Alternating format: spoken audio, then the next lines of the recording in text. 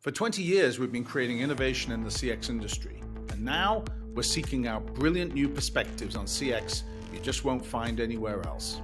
I'm Richard Owen. Welcome to the CX Iconoclast.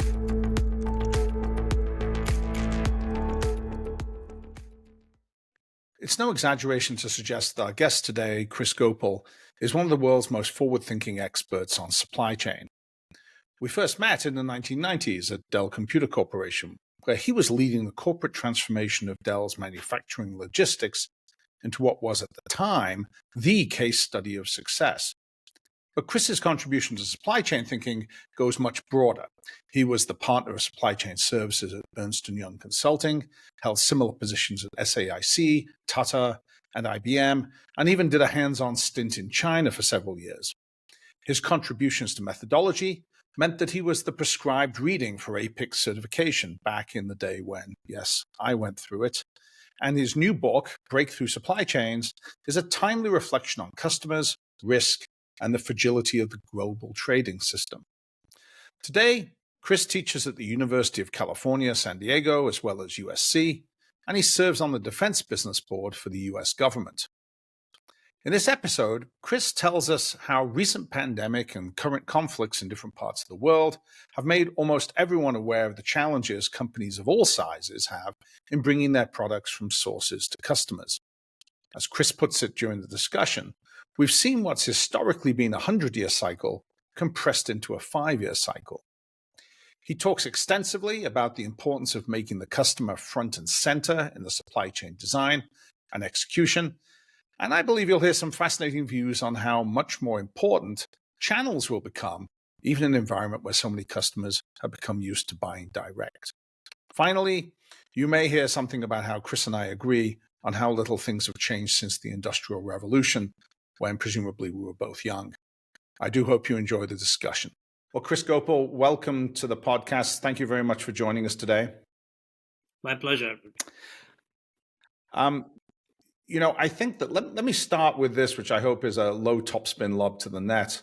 You've been in the supply chain industry for a while. I'm not going to embarrass you by saying how long, but let's just say it's not new to you. When you look back at your career in supply chain and you think about the things that have really changed over that time period, how would you characterize that? I think there have been a lot of inflection points. The first inflection point was we started financializing the supply chain, which is we focused the entire supply chain on stock prices, such as accounts payable, inventory, low costs, no assets, all those things that make financial results look so good, even if they aren't. Which led to a lot of outshoring and offshoring, and in general, lengthening the supply chain. The second point was when we discovered that it's not a chain, it's a network. And a critical part of the network of the supply chain, as we call it, is the customer. And the integration of the customer with the rest of the supply chain is the second biggest inflection point. And the third one, which we're going through right now, is the fact that there are certain aspects from the outside that impact the supply chain very, very strongly. Things like risk, things like the Ukraine, China, the Sudan, the Houthis, concentration, a whole bunch of things, as well as sustainability issues, the things we call sustainability, which is really a grab bag of everything anybody can think of for the good of humanity, put in one bucket, ESG. And that's the third inflection point. And the importance of this is one builds on the other. Risk and sustainability are critical factors today in determining buying decisions and sourcing decisions. So I'd say, Richard, that's how it's progressed over the last many years. So it sounds to me like, in some ways, because these are layered on each other, the net result is that the equation for success has become far more complex. So almost before all that, supply chain operations and by implication manufacturing operations, you could argue, was relatively simple. You managed costs so that you could build something to high quality, to reasonable levels of cost. You warehoused it and you put it into a distribution channel and then you shipped it. Now you're making an argument that, if I hear you correctly, you add in risk assessment, you add in the equation of customer impact, you add in the much more sophisticated financialization of this view, and just the level of complexity seems to have risen markedly. Absolutely. It is a highly complex, highly networked set of entities which revolve around two aspects. One, your critical source of supply, and secondly, much more important, your customer base. And it's that set of trade-offs and those sets of decisions that make or break a company today. How much of the customer impact, because obviously given our audience, people, especially in manufacturing, are trying to figure out how to introduce the customer equation more effectively into the decisions they make around manufacturing operations and supply chain operations. How much of this is a consequence of the shift to direct sales? And online commerce by implication implies direct sales in most instances. So go back 30 years and channel acted as a kind of supply chain buffering system, heavy on inventory, lots of local fulfillment. Online, by implication, lots of direct sales. Is that the driving factor? Is the direct sales to customer? It's the direct sales to customer that's one of the major driving factors, no doubt about it. The second is the fact that a lot of the products, the bulk of the products today, end up in one way or the other in the hands of the end consumer. So even though companies go through channels, that does not define the customer experience. It's the channel's customer that defines the customer experience. For instance, nobody will go to UPS and make a complaint about Dell. Nobody will go to Walmart and make a complaint about Lenovo. They'll go straight to Lenovo. And the responsibility for the customer is now squarely on the manufacturer, the driving force and the center of the supply chain. And that must, first of all, come as a shock, I think, to some businesses that historically thought that their channel buffered them from that customer relationship. And I'm particularly thinking about COVID experiences, because COVID represented a shock to supply chains. And one of the impacts, I'm interested in whether you agree with this statement, was that a lot of manufacturers who thought that their channel was delivering the customer experience and they were somehow divorced from it, realized that the moment they get into problems with fulfillment, the customer turns around and looks right through the channel and right at the manufacturer and says, "What are you doing to solve this problem?" And the manufacturers seemed in many instances woefully ill-prepared for that. Is that a fair characterization? That's a fair characterization. In fact, that's very, very well put. The other part of that you've got to remember is that the changing face of the channel. They now take the customer complaint and point it directly at the manufacturer. It's, don't talk with me about this fridge, go talk with Whirlpool. And so it's all fallen back to the manufacturer. So people whose job has always been make it at a low price, have it at some form of delivery performance, plus 2 days, minus 1 day to a channel customer, build up inventory, have suddenly found themselves to be completely adrift.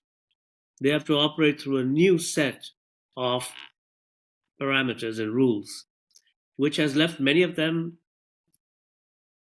really in trouble.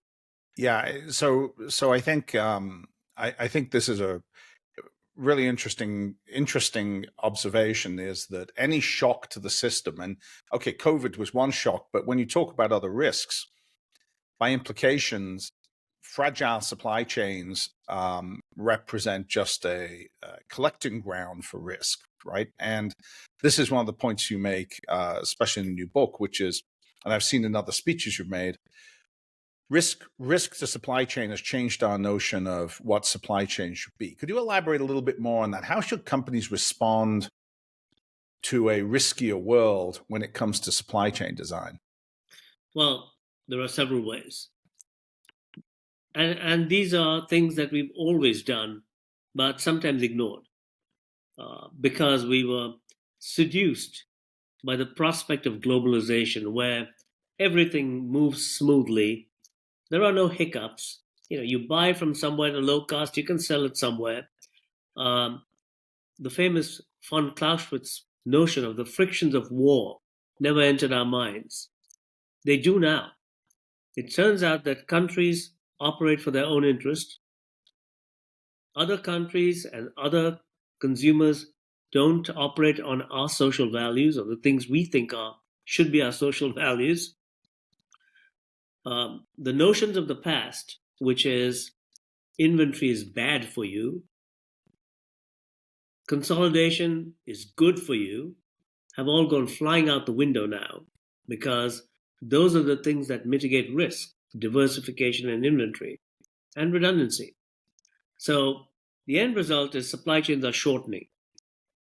People are bringing stuff inshore, onshore, and this new concept, and it's not new to you, Richard, but it's new to a lot of manufacturing and supply chain people, and that is the supply chain drives the customer experience.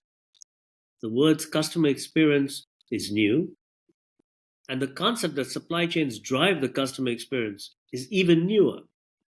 And people are wrestling with that right now because that requires a whole different look at costs, a whole different look at metrics, a whole different look at priorities and structure. Yeah, that's an interesting segue. One of the things that I thought you asked as a rather thought-provoking question here is, what do manufacturers actually sell? And question whether indeed they are selling a product. Could you elaborate a little bit on your thoughts on that? The days of selling a product have gone, long gone. Today, what we sell is something physical, wrapped in information, wrapped in a service across the life cycle of the customer. And that's what companies are trying to get to grips with. In addition to supplying a product, something physical, they supply information with it, back and forth, real time, not real time, analytics on the customer, how the customer buys. They supply a service, on time in full delivery,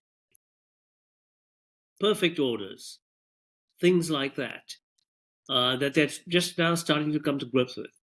And the people who come to grips with that quicker are the ones who excel. For instance, Amazon has always looked at itself as a supply chain company. Walmart never has. They've looked at themselves as a supply and retail company. However, now they've changed and they're competing head to head as supply chain customer experience companies. And a lot of others are going to follow suit. Is part of that also the, you talk about information's value as part of a product. So what sprang to mind was a company like Kone, for example, the elevator manufacturer, and almost redefining themselves as an Internet of Things company, because now the money in the elevator business is in service, which is a very competitive market. And the types of products and services that make service cost effective is IoT types of products. So information about the failure rate of an elevator. Whenever I talk about failure rates of elevators, I always have this horrible sense that means it's going to plummet from the 30th floor down, which of course is not how it actually works. But this kind of information wrapper, is this one of the things you're alluding to, that we're not just dealing with information about the performance of the supply chain, we're also dealing with information as part of the product? Oh, absolutely. That example strikes very close to home. Because as I think you know, Richard, I have a Kone elevator in my house. And one of the failures that have happened is a long time ago, it stopped midway because a switch gave way. and I was stuck in the dark for, well, half an hour. It's not a pleasant experience. Now we've got a lot of things that I'm paying a lot extra for in terms of information technology that talks directly to Kone. They can monitor everything. And I gladly paid for that because it's part of the customer experience and the customer assurance part of it. That's it. The elevator is the same elevator that has been here since almost God. It's everything around it that's changed that makes me want to stay with Kone. And I wish they'd do more. I would like them to do more, but I'm sure they'll get around to it sometime. But I think that's interesting, your firsthand experience, and that could be, presumably extended to the vast majority of manufactured product, right? If people start to think about the core product, the extension of that product into information services, that represents perhaps the new battleground. Elevators are a good example because, as you said, the core product hasn't changed that much at the end of the day, but the ability to leverage information and data around these products is incredible opportunity for innovation. Many manufacturers today are dealing with this concept of monetizing the information. So who's buying? What are the patterns they're buying with? How much am I serving them with? For instance, this notion, we've always had notions, Richard, way back in the day when we talked about total landed cost. And then some smart people said, oh, you should talk about total cost of acquisition. Oh, great. Or spend analysis or target costing. But today, the big thing is cost to serve. What are we actually providing to our customers? How much is it costing us? And do we want to continue that or add to it? Adding to the cost to serve is, we call it a delivery quotient, our emotional quotient, our order quotient. All these terms have come up where we try and gauge the psychology of the customer in order to provide more services and charge them more for it. And more importantly, retain the customers. So customer retention is a big part of the supply chain now. Which leads to another observation you've made, which I think is very interesting, and perhaps seems like an idea that's not new, but is still not fully embraced by a lot of companies in the manufacturing field, which is this idea of high degrees of customer segmentation and different service levels for different groups of customers, and the whole profitability, cost to serve, execution sort of frameworks that enable you to sort of subdivide your customer base. Or as I think you put it, all customers are equal, but some are more equal than others. Could you talk a bit about embracing this idea that companies need to become much more thoughtful about the different segments of customers and how they serve them and how they ultimately make profits out of those different segments? As we said, what manufacturing companies sell are products wrapped in information, wrapped in a service. All of those cost money. When we sell to a customer and try and satisfy their needs, we do it in two ways.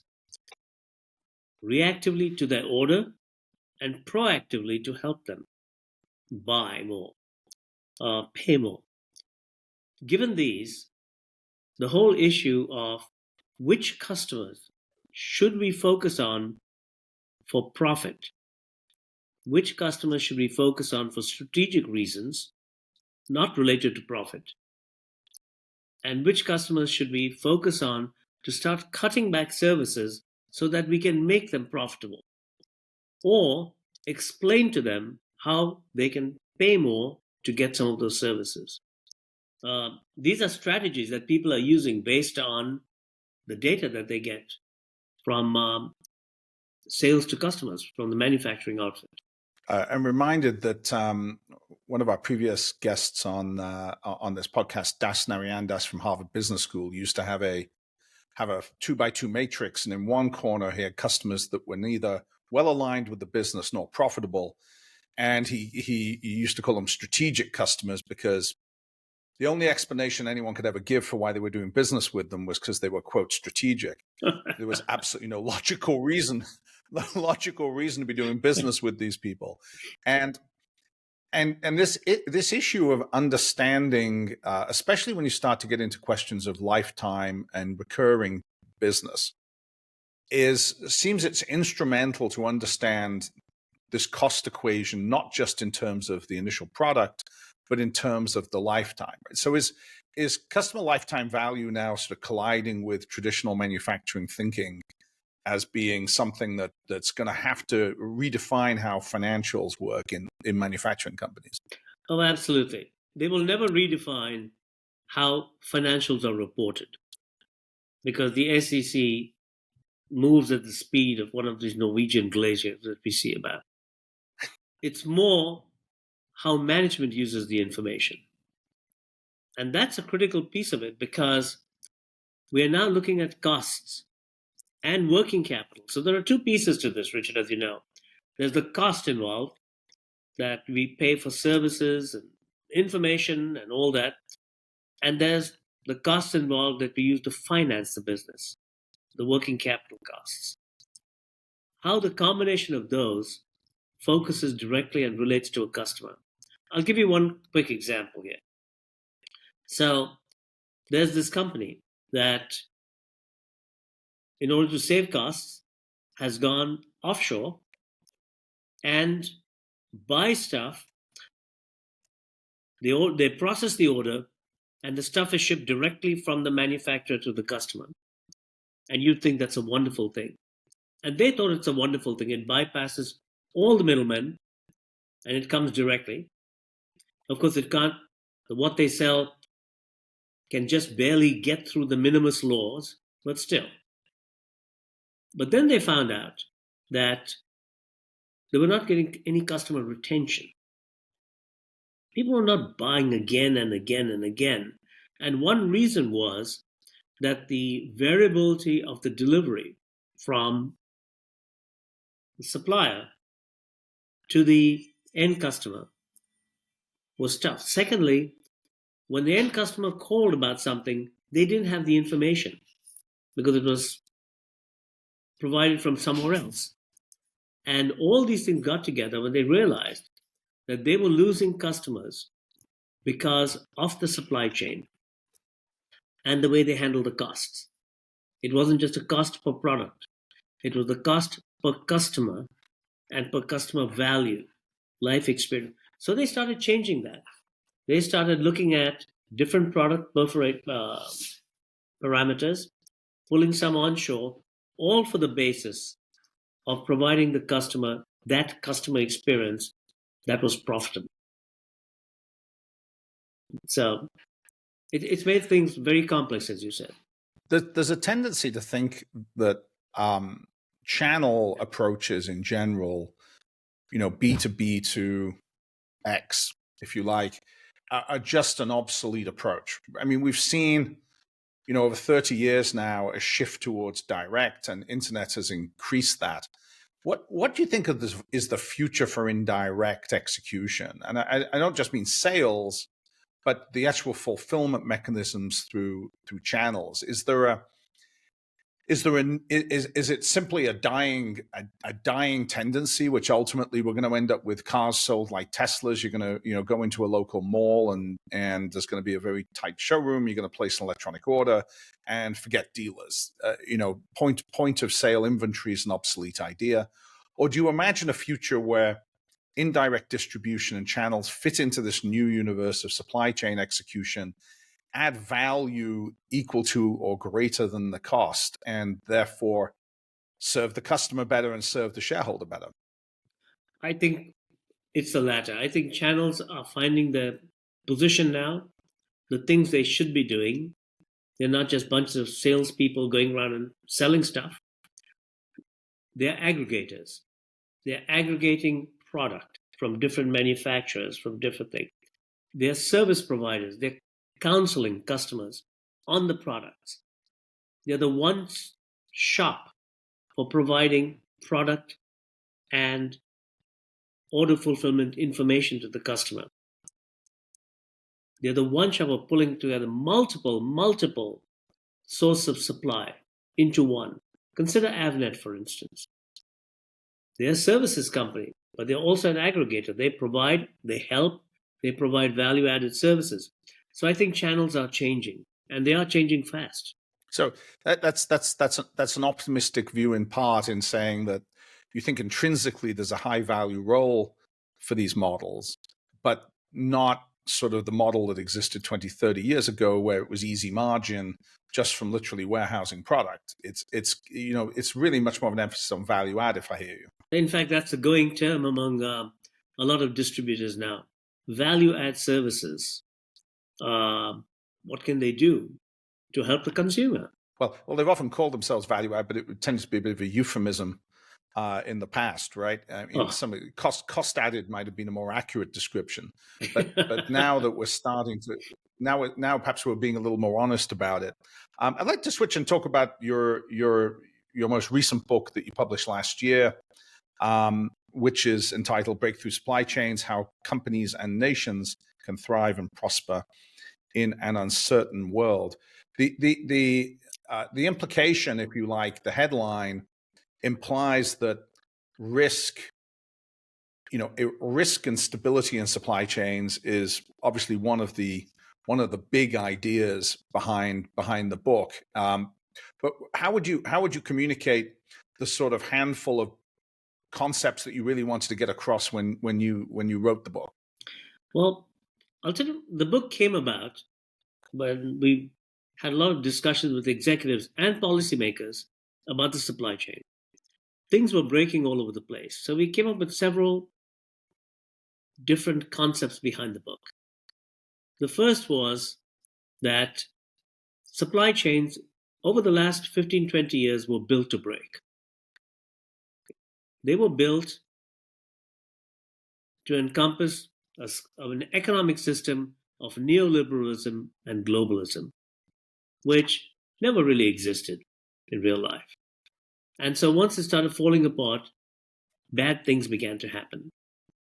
To add to this, companies financialized their supply chain to reduce working capital, minimize inventory, just in time, send assets offshore, try and get to the lowest cost, which made their supply chains very fragile. The third was this concept that the supply chain is not a supply chain. It's an entire network that stretches from the point of supply, first supply, to the customer and back. The back is very important. So those were the things. How do you treat the customer differently? How do you look at supply as a strategic focal point in what you do? How do you measure things differently? How do you deal with risk today? And one of the major aspects of risk, and I hate to take this point of view because people think I hate the planet and I hate my fellow man and so on. But sustainability is a risk that companies have to deal with. No company is in the business of saving the planet. We are in the business of helping shareholders. The question is, do we help only shareholders or do we help stakeholders? And how do we go about that? So sustainability is a risk. So those were the focus points of the book.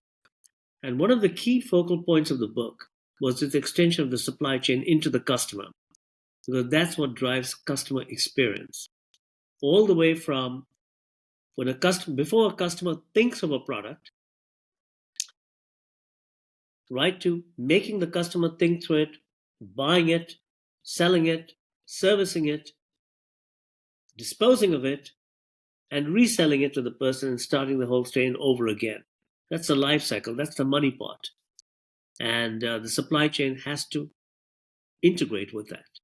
Yeah, the more I hear you talk about this, what strikes me is that in some ways, some of the factors that have shaped just about every company, whether it's selling atoms as a product or bits as a product, at the end of the day, you've got this issue of how you successfully retain customers over the long term, how you get repeat purchase, right? This is a kind of universal norm now the profitability is not in necessarily the initial sale, but it might be in post-sale revenue streams. But manufacturing feels a little late to the party in terms of embracing these ideas. And is that a fair characterization? And if you agree with that characterization, why has it taken so long? Because I hear you and obviously agree very strenuously about this idea of the customer being part of the supply chain.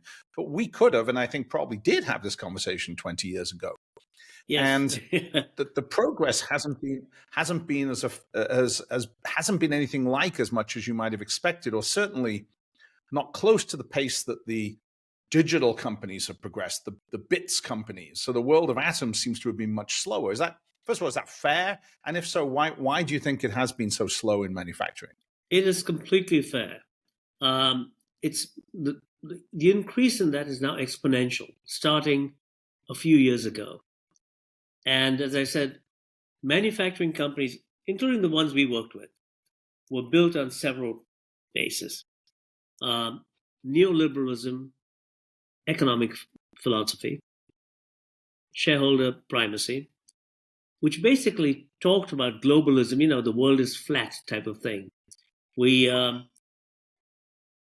bought from some country, it would come beautifully by ship, be it send it or by air. There'd be no problem. We'd pay a little customs, we'd pay a little taxes. But the countries themselves didn't figure at all into this. Starting from COVID,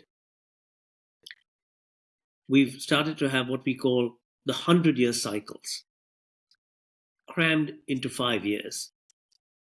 COVID was a pandemic of the type that was global. All the things are global now, not local.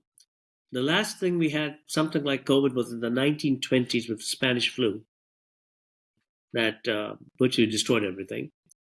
On the heels came the thing that everybody talked about, but nobody expected to happen, was the Russia-Ukraine war, which has turned into the Russia-Western war. On the heels of that, just as we thought we were working around, which has had enormous supply chain impacts, by the way, things that one doesn't even read about. We have the Israel-Hamas war and the Houthis shooting at everybody.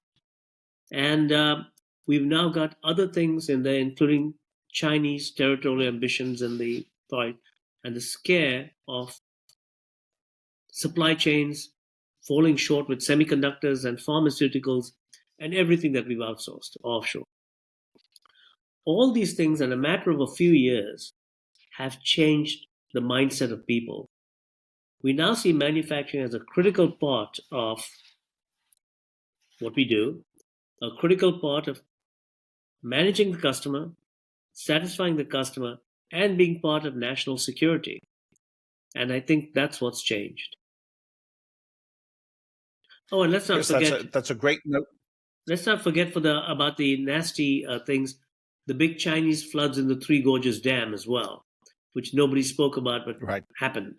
So there was that's a great note to end on. I'd seen the stat, and I can't cite it immediately, about the shift of product geographically from the United States away from China to sort of friend-shoring type strategies, and it's probably just one of the biggest numbers that people have missed is how much America has resourced its supply chain away from China.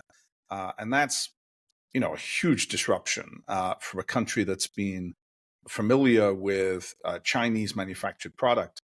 And of course, contributes in some ways, ties into an inflationary environment where we were running an economy very much focused on lowest cost, and now we're having to deal with inflation. So I think what I take away from your comments, and I think we could certainly expand upon it, a future conversation, is that these macro equations have reshaped risk in these industries.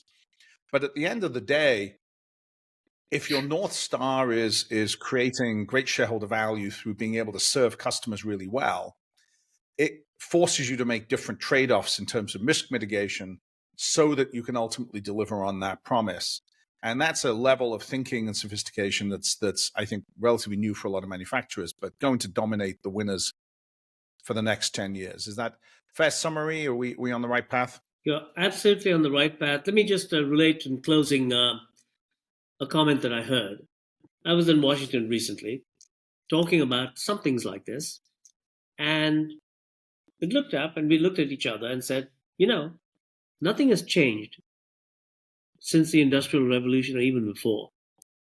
Somebody has to supply something, you have to get it quickly and make it, and somebody has to buy something, and they have to keep on buying it.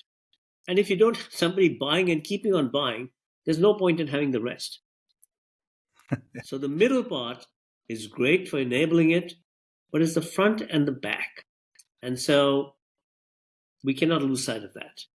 That is a great point on which to end the conversation. Chris Gopal, thank you very much.